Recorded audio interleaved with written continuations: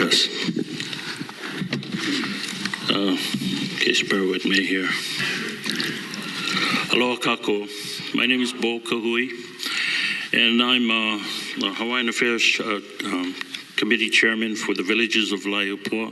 I was the former president in 2003. We created in 2006 Laiopua 2020 for community facilities development and to create facilities for our community in the villages of Laiopua. There's some foundation stuff that we all need to understand before I move on with my testimony. One is that the Villages of Laiopua Homesteaders Association was created by Act 14. Under Act 14, that provided the mechanism, or after the settlement of a $600 million lawsuit in '96, so that the state couldn't pay enough of that money, so they gave us land. And out of that land, under the HHFDC, Hawaii Housing Finance Development Corporation, the state, they gave us that land of about 14 villages. The Villages of Laiopua was created under that scenario, and having said so, we have DCCRs. These are controlling documents that manage our association. The Villages of Laiopua is the agent of the department under our Homesteaders Association, so we carry that authority.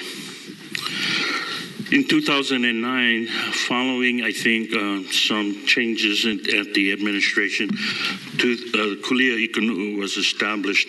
And if I might, if you have your packet, senators, you have the first, if you unclip your packet, the packet that I provided, Senator Shimabukuro, the first of your thing is the planning document that came out of 2009, under which the department approved the Kulia Ikunu'u initiative.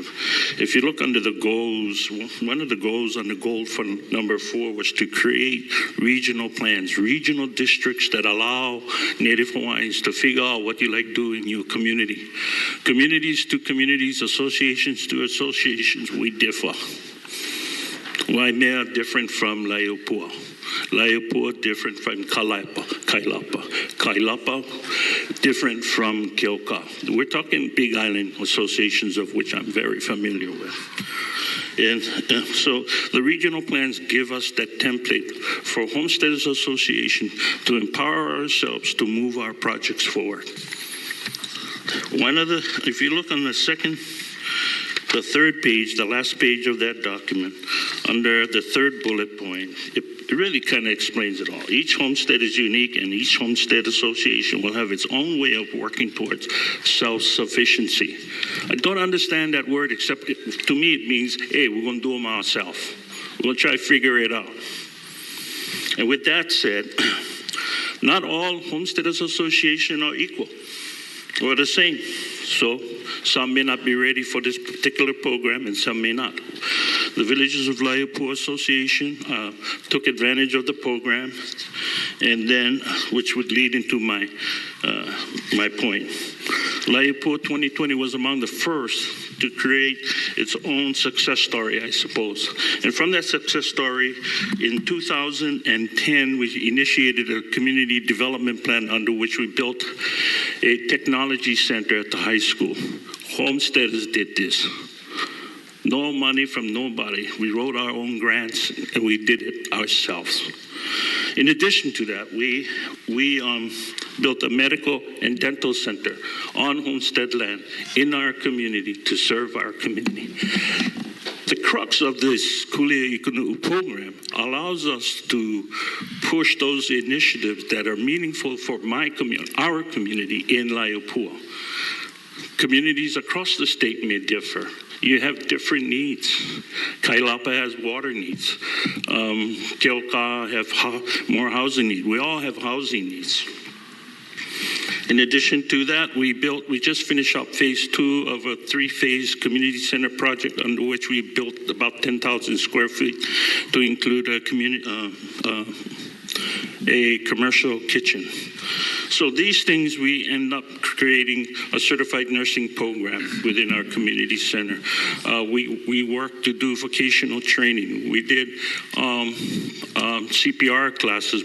These are the real core kinds of things that we need in our community to improve our workforce, to improve the way in which Native Hawaiians can find a solution for their own economic prosperity. Okay, if you look in the next page, the next three packets that are clipped in are huge projects. Among those are the Kona Water Project. Homesteaders put a water project together to build 800 more homes in Kona, and then provide more water for our community facilities development. Nobody did that. Took me 4 years. And I say me because I ended up doing all the work. The PV project. In 2009, we wanted to do energy project. We did that. And although we didn't succeed at that time, we had sought, there's a second clip you have, is a right for entry, in which we were denied a right of entry to 100 acres to do a renewable energy project for our homesteaders. We had $30 million on the table. And I tell myself, why is that? How come? Why? Because we got to go to the public.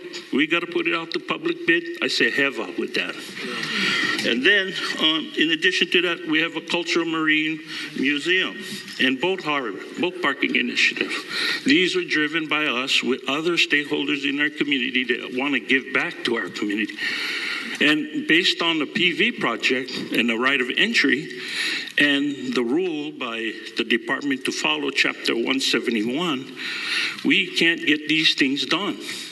And we have to compete on our own lands for our own self-sufficiency and economic development. And I say heva with that. Amen. So I'm gonna wrap up to the solution part. The solution for a water source, and at the end of your packet, your water packet, we have a budget of $14 million. I asked the Senate to support that. Amend Chapter 171, which is the procurement law by the state, under which Hawaiians should be exempt and homestead lands should be exempt from going and providing economic opportunities for our people. We should be exempt and change that law. Support the reinstatement of the NAHAS, the $10 million fund. I think the state should get a committee together, get up there at the federal level. We were receiving $10 million a year, and we now only get $1 million. $10 million can go a long way to build a lot more homes for Hawaiians. Support DHHL to put a set aside for grants program so we can continue to build our capacity in our communities so that we can serve our community. If I've done this Manawai for years, free. I pow with free. Tired. And then lastly, sufficient funding for the Homestead Act. Now, we went through Judge Castaneda's role and all that, the Dickie Nelson case. We got to find sufficient sums of money to help with the department. In closing, earlier on, we talked about our kupuna waiting for land and then want to give it to. Let's start a legacy lease, an undivided interest award to everybody right now today, in which they can get a legacy lease, and then we can say, okay, you want this island, we're going to give you a lease today. We give you a lease today. When the development come up, you ready, you go. And if you holla, if you pass away, you have your successors there.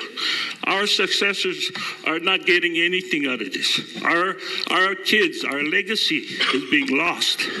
We need to do something about that. Thank you. Thank you so much.